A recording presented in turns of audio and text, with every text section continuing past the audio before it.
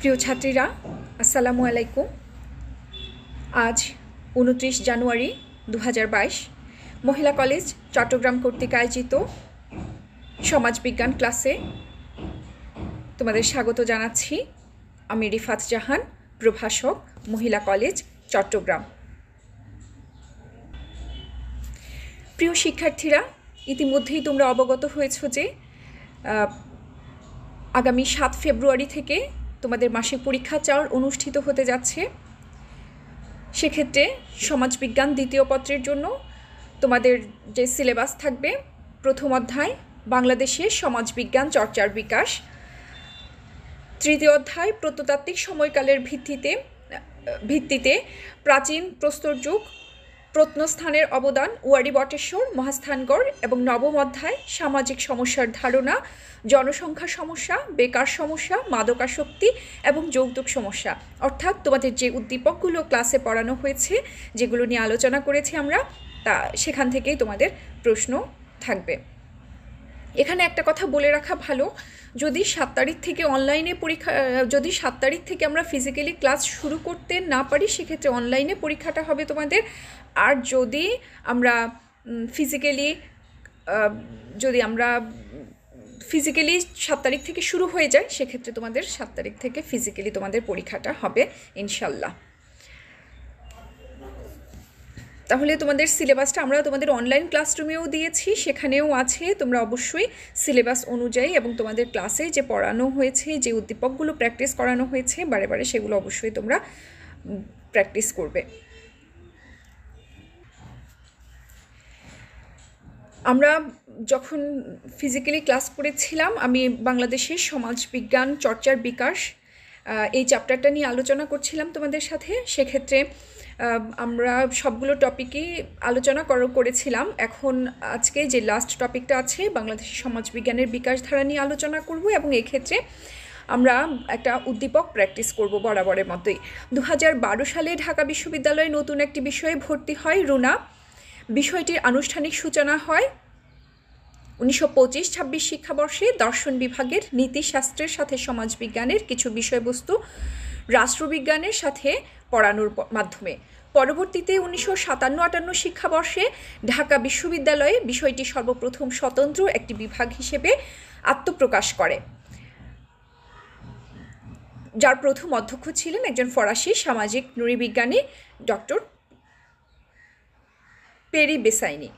সমাজবিজ্ঞানের জনককে? বাংলাদেশের সমাজবিজ্ঞান বিকাশে যারা গুরুত্বপূর্ণ অবদান রেখেছেন তাদের মধ্যে 5 জনের নাম উল্লেখ করো। নাম্বার গ, উদ্দীপকে রুনা যে বিষয়টি অধ্যয়ন করার জন্য ভর্তি হয়েছে তার বিকাশ ধারা বর্ণনা করো। ঘ, উক্ত বিষয়টি অধ্যয়ন করে কি কি জ্ঞান অর্জন করা যাবে বলে তুমি মনে করো, তোমার মতামত বিশ্লেষণ করো। প্রথমেই আসি আমরা সমাজবিজ্ঞানের জনককে। আমরা সবাই জানি সমাজবিজ্ঞানের জনক অগাস্ট কোত। এক্ষেত্রে ছাত্রীরা যে বিষয়টি লক্ষণীয় তা হচ্ছে সমাজবিজ্ঞানের জনক অগাস্ট কোত, কিন্তু বাংলাদেশের সমাজবিজ্ঞানের জনক হচ্ছেন প্রফেসর ডক্টর নাজমুল করিম। তোমরা এক্ষেত্রে প্রায় গুলিয়ে ফেলো সমাজবিজ্ঞানের জনক এবং বাংলাদেশের সমাজবিজ্ঞানের জনক। এটা মনে রাখবে, যেখানে স্পেসিফিক করা হয়েছে বাংলাদেশের সমাজবিজ্ঞানের জনককে। হ্যাঁ, আর আরেকটা হচ্ছে সমাজবিজ্ঞানের জনক। ঠিক আছে? সো বাংলাদেশের সমাজবিজ্ঞানের জনক হচ্ছেন professor doctor AK Nazmul Karim, এবং সমাজবিজ্ঞানের জনক হচ্ছেন অগাস্ট কোত। এসো আমরা এই সংক্রান্ত কয়েকটা প্রশ্ন, অর্থাৎ যেগুলো জ্ঞানমূলক প্রশ্ন তোমাদের পরীক্ষায় আসতে পারে বাংলাদেশের সমাজবিজ্ঞান চর্চার বিকাশ, অর্থাৎ প্রথম অধ্যায় থেকে আমি তোমাদের এরকম কয়েকটা জ্ঞানমূলক প্রশ্ন নিয়ে আলোচনা করার চেষ্টা করেছি বা করব। ঢাকা বিশ্ববিদ্যালয়ে সমাজবিজ্ঞান বিভাগের যাত্রা শুরু হয় কোন শিক্ষাবর্ষ থেকে? 1957-58 শিক্ষাবর্ষ থেকে ঢাকা বিশ্ববিদ্যালয়ে সমাজবিজ্ঞান বিভাগের যাত্রা শুরু হয়। নেক্সট, সমাজবিজ্ঞানের জনককে, যে কথা নিয়ে আসলে আমরা এতক্ষণ ধরে আলোচনা করেছিলাম, সমাজবিজ্ঞানের জনক ফরাসি দার্শনিক অগাস্ট কোত। এখানে খুব ভালো করে একটা ব্যাপার খেয়াল করবে, অগাস্ট কোত বানান, অর্থাৎ যে কোনো তাত্ত্বিকদের বানানগুলো কিন্তু অবশ্যই তোমরা ঠিক করে লেখার চেষ্টা করবে, সেটা বাংলা হোক অথবা ইংলিশে হোক। অবশ্যই তাত্ত্বিকদের নামের স্পেলিংগুলো যাতে ঠিক থাকে সে ব্যাপারে অবশ্যই তোমরা খেয়াল করবে। তারপরে আসো কোন বিশ্ববিদ্যালয় প্রতিষ্ঠার মাধ্যমে অবিভক্ত বাংলায় সমাজবিজ্ঞানের পঠন পাঠন ও গবেষণার দ্বার উন্মোচিত হয়? আমরা সবাই জানি 1857 সালে কলকাতা বিশ্ববিদ্যালয় প্রতিষ্ঠিত হয় এবং এই বিশ্ববিদ্যালয় প্রতিষ্ঠার মাধ্যমে অবিভক্ত বাংলায় সমাজবিজ্ঞানের পঠন পাঠন ও গবেষণার দ্বার উন্মোচিত হয়। সমাজবিজ্ঞান সমীক্ষণ বইয়ের লেখককে? সমাজবিজ্ঞান সমীক্ষণ বইয়ের লেখক ডক্টর A.K. নাজমুল করিম। বাংলাদেশের সমাজবিজ্ঞানের অগ্রপথিককে? আমরা একটু আগেই আলোচনা করেছি। বাংলাদেশের সমাজবিজ্ঞানের অগ্রপথিক ঢাকা বিশ্ববিদ্যালয়ের অধ্যাপক ডক্টর A.K. নাজমুল করিম। কখন ঢাকা বিশ্ববিদ্যালয়ে সমাজবিজ্ঞান বিভাগ সর্বপ্রথম একটি স্বতন্ত্র বিভাগ হিসেবে আনুষ্ঠানিকভাবে আত্মপ্রকাশ করে? 1957-58 শিক্ষাবর্ষে ঢাকা বিশ্ববিদ্যালয় সমাজবিজ্ঞান বিভাগ সর্বপ্রথম একটি আলাদা বিভাগ হিসেবে আত্মপ্রকাশ করে। কখন ঢাকা বিশ্ববিদ্যালয় সমাজবিজ্ঞান বিভাগ সর্বপ্রথম একটি আলাদা বিভাগ হিসেবে আত্মপ্রকাশ করে? যেটা আমরা বলেছি 1957-58 শিক্ষাবর্ষে। ঢাকা বিশ্ববিদ্যালয় স্বতন্ত্র সমাজবিজ্ঞান বিভাগের প্রথম অধ্যক্ষ হিসেবে কাকে নিযুক্ত করা হয়? ফরাসি সামাজিক নৃবিজ্ঞানী ডক্টর পেরি বেসাইনিকে ঢাকা বিশ্ববিদ্যালয়ে সমাজবিজ্ঞান বিভাগের প্রথম অধ্যক্ষ হিসেবে নিযুক্ত করা হয়।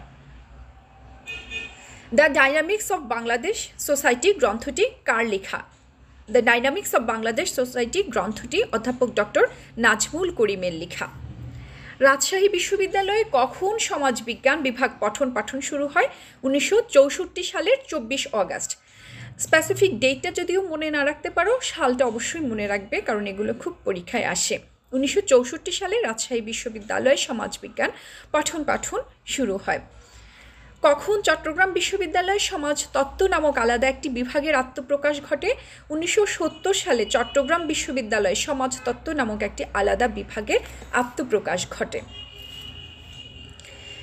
প্রিয় ছাত্রীরা, এখন আমরা কিছু অনুধাবনমূলক প্রশ্ন বলতে পারো, আবার এগুলো থেকে মাঝে মাঝে উদ্দীপকটাও দেয়া হয় এবং উদ্দীপকের যে শিখন ফল ধরে আমরা প্রশ্নটা করি সেই শিখন ফলেও কিন্তু এই সমস্ত ক্লুগুলো থাকে। তো আজকে আমরা এরকম কয়েকটা টপিক নিয়েও আলোচনা করছি। একটু প্রশ্ন আকারে দিয়েছি তোমাদের সুবিধার জন্য। সমাজবিজ্ঞান হচ্ছে সামাজিক সম্পর্কের বিজ্ঞান, বুঝিয়ে লিখো। সমাজ ও মানুষের বিভিন্ন সামাজিক প্রতিষ্ঠানের পারস্পরিক সম্পর্কের বিজ্ঞান ভিত্তিক বিশ্লেষণ করে সমাজবিজ্ঞান। সমাজবিজ্ঞানকে সামাজিক সম্পর্কের বিজ্ঞান বলা হয় এ কারণেই। সমাজবিজ্ঞান সমাজ কাঠামো তথা ব্যক্তি, গোষ্ঠী এবং বিভিন্ন অনুষ্ঠান প্রতিষ্ঠানের পারস্পরিক সম্পর্ক, উৎপাদন যন্ত্রের সাথে তাদের সম্পর্ক প্রভৃতি বিষয় নিয়েও আলোচনা করে। অর্থাৎ সমাজবিজ্ঞান সমাজ সংশ্লিষ্ট সকল বিষয় ও তাদের মধ্যকার পারস্পরিক সম্পর্ক নির্ণয়ে বিজ্ঞান ভিত্তিক বিশ্লেষণ করে থাকে। তাই সমাজবিজ্ঞান হচ্ছে সামাজিক সম্পর্কের বিজ্ঞান।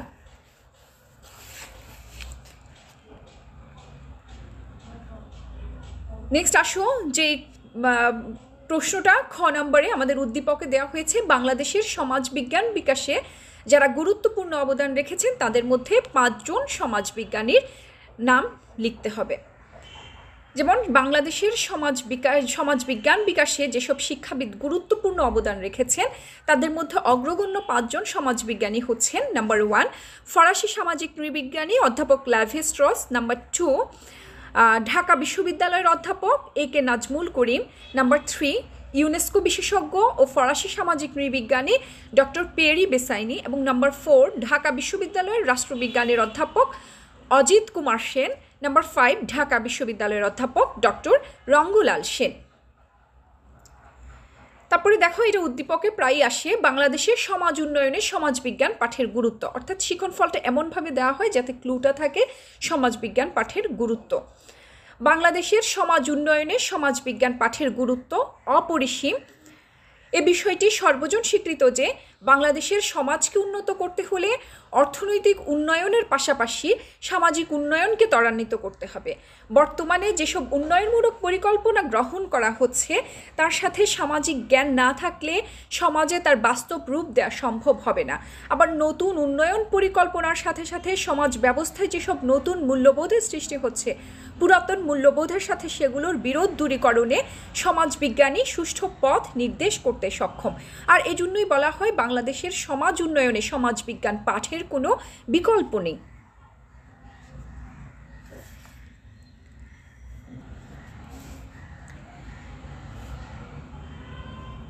এবারে আসো আমরা আবার গ আর ঘ নাম্বারের প্রশ্ন যখন করবে, প্রিয় শিক্ষার্থীরা তোমরা অবশ্যই উদ্দীপকটা ভালো করে আবার পড়ে নিবে, কারণ এই গ আর ঘ এর ক্লু অর্থাৎ শিখন ফলটা কিন্তু উদ্দীপকেই আছে। তাহলে তোমাদেরকে অবশ্যই এই শিখন ফল ধরেই কিন্তু উত্তরটা লিখতে হবে। যেমন 2012 সালে ঢাকা বিশ্ববিদ্যালয়ের নতুন একটি বিষয়ে ভর্তি হয় রুনা। বিষয়টির আনুষ্ঠানিক সূচনা হয় 1925-26 শিক্ষাবর্ষে। দর্শন বিভাগের শিক্ষাবর্ষে দর্শন বিভাগের নীতিশাস্ত্রের সাথে সমাজবিজ্ঞানের কিছু বিষয়বস্তু রাষ্ট্রবিজ্ঞানের সাথে পড়ানোর মাধ্যমে। পরবর্তীতে 1957-58 শিক্ষাবর্ষে ঢাকা বিশ্ববিদ্যালয় বিষয়টি সর্বপ্রথম একটি আলাদা বিভাগ হিসেবে যাত্রা শুরু করে, যার প্রথম অধ্যক্ষ ছিলেন একজন ফরাসি নৃবিজ্ঞানী। এখানে বলা হচ্ছে উদ্দীপকে রুনা যে বিষয়টি অধ্যয়ন করার জন্য ভর্তি হয়েছে তার বিকাশ ধারা ব্যাখ্যা করো। তাহলে আমরা খুব সহজেই বলতে পারি যে উদ্দীপকে রুনা যে বিষয়টি অধ্যয়ন করার জন্য ভর্তি হয়েছে সেটা অবশ্যই ঢাকা,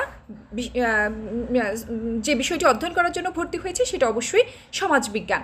তাহলে দেখো বাংলাদেশের সমাজবিজ্ঞান চর্চার পটভূমিটাই কিন্তু আমরা এখানে আলোচনা করব, অর্থাৎ বাংলাদেশের সমাজবিজ্ঞানটা কিভাবে চর্চা শুরু হয়েছিল। বাংলাদেশের সমাজবিজ্ঞান আনুষ্ঠানিকভাবে যাত্রা শুরু করে প্রাচ্যের অক্সফোর্ড খ্যাত ঢাকা বিশ্ববিদ্যালয়ে। 1957 সালে বিশ্ববিদ্যালয়ে সমাজবিজ্ঞান বিভাগের চালু হয় এবং 1957-58 শিক্ষাবর্ষ হতে এর কার্যক্রম শুরু হয়। বাংলাদেশের সমাজবিজ্ঞান চালুর পেছনে ভূমিকা রাখেন ফরাসি সামাজিক নৃবিজ্ঞানী অধ্যাপক লেভি-স্ট্রস। তিনি 1950 সালে ঢাকায় এসে এ বিষয়ে সমীক্ষা চালান। তাকে সহায়তা করেন রাষ্ট্রবিজ্ঞানের তৎকালীন শিক্ষক একে নাজমুল করিম এবং অধ্যাপক অজিত কুমার সেন। এদের সম্মিলিত উদ্যোগে এবং ইউনেস্কোর আর্থিক ও কারিগরি সহায়তায় বাংলাদেশের সমাজবিজ্ঞানের যাত্রা শুরু হয়।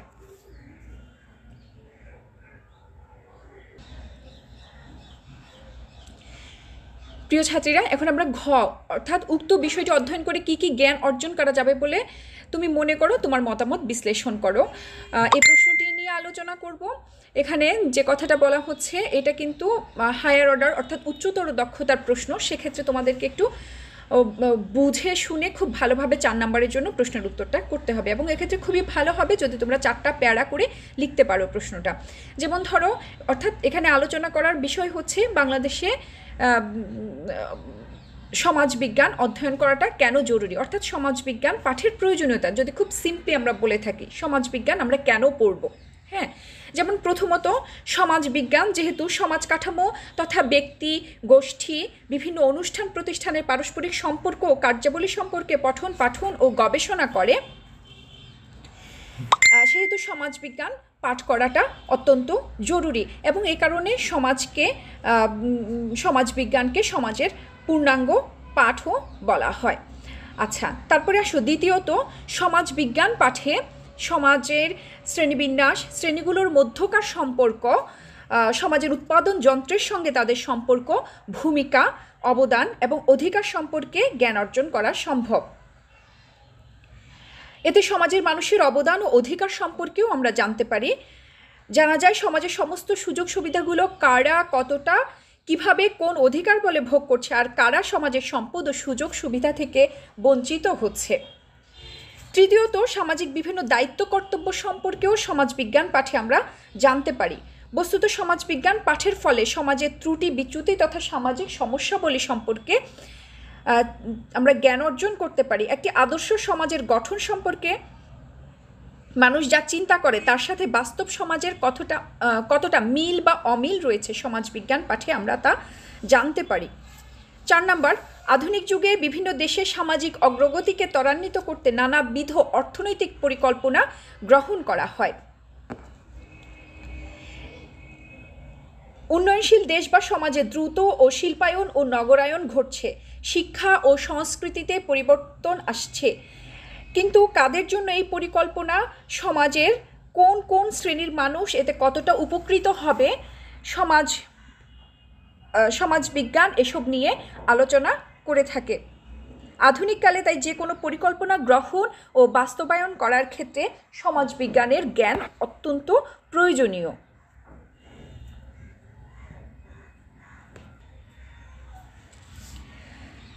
নেক্সট এসো 5 নম্বর পয়েন্ট, বাংলাদেশ একটি উন্নয়নশীল ও কৃষিপ্রধান দেশ হিসেবে পরিচিত। এদেশের কৃষির বৈশিষ্ট্য, কৃষিতে বিদ্যমান উৎপাদন, সম্পর্ক, কৃষি কাঠামো ইত্যাদি বিষয়ে জ্ঞান লাভের মাধ্যমে কৃষির উন্নয়নের পথে বাধা দূর করার ক্ষেত্রে সমাজবিজ্ঞান পথ নির্দেশ করতে পারে। 6 নম্বর, বাংলাদেশে দারিদ্র্য, রাজনৈতিক অস্থিতিশীলতা, সম্পদহীনতা, প্রাতিষ্ঠানিক দুর্বলতা ইত্যাদি বিষয় সম্পর্কে অনুসন্ধান, বিশ্লেষণ ও সম্ভাব্য সমাধান খোঁজার বিষয়ে সমাজবিজ্ঞান বিশেষ গুরুত্বপূর্ণ ভূমিকা পালন করতে পারে। 7, বাংলাদেশের সার্বিক সমাজ কাঠামো, সামাজিক গোষ্ঠী, প্রতিষ্ঠান ও সামাজিক সম্পর্ক ব্যবস্থার সাথে আন্তঃসম্পর্কিত বিভিন্ন বিষয় সম্পর্কে জ্ঞান অনুসন্ধানের জন্য সমাজবিজ্ঞান অত্যন্ত গুরুত্ব সহকারে আলোচনা করে থাকে। 8, সমাজ যেহেতু প্রধানত স্তরায়িত, তাই সমাজ উন্নয়নে কোনো নির্দিষ্ট শ্রেণীর বা অর্থনৈতিক কিংবা সামাজিক গোষ্ঠীর কী ভূমিকা আছে সেটা নিয়ে সমাজবিজ্ঞান আলোচনা করে। 9, সমাজবিজ্ঞানের আলোচনায় উন্নয়নের পরিকল্পনার ধরন, উন্নয়নে অগ্রাধিকারপ্রাপ্ত শ্রেণী এবং গোষ্ঠী, সম্প্রদায়, উন্নয়নের জন্য অর্থ সংগ্রহের ধরন ইত্যাদি খুবই গুরুত্বপূর্ণ। ফলে উন্নয়ন পরিকল্পনায় কোনো দেশের সাংস্কৃতিক, সামাজিক মূল্যবোধ, আচার আচরণ ইত্যাদির প্রতি কতটুকু গুরুত্ব দিতে হবে সে বিষয়ে ধারণা লাভ করার জন্য সমাজবিজ্ঞানের জ্ঞান অত্যন্ত জরুরি। এবং লাস্ট ওয়ান, বাংলাদেশের সমাজের মৌলিক পরিবর্তন সম্পর্কে জানতে হলে সমাজবিজ্ঞান পাঠের কোনো বিকল্প নেই। কেননা বাংলাদেশের সামাজিক পরিবর্তনের জন্য দায়ী নানাবিধ কারণ, যেমন ভূমির মালিকানা ও আর্থসামাজিক পরিবর্তন, সমাজ সংস্কৃতির রূপায়ণ, শিল্পায়ন ও নগরায়নজনিত পরিবর্তন, শিক্ষা ব্যবস্থার পরিবর্তন, ধর্ম ও মূল্যবোধের পরিবর্তন ইত্যাদি সম্পর্কে পুঙ্খানুপুঙ্খরূপে জানতে হলে সমাজবিজ্ঞান পাঠ করা অত্যন্ত জরুরি।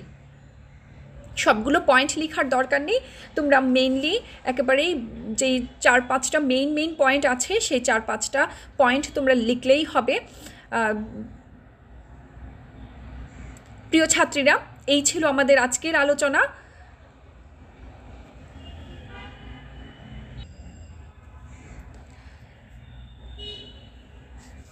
প্রিয় ছাত্রীরা, আমরা আমাদের আজকের ক্লাসটা শেষ করব।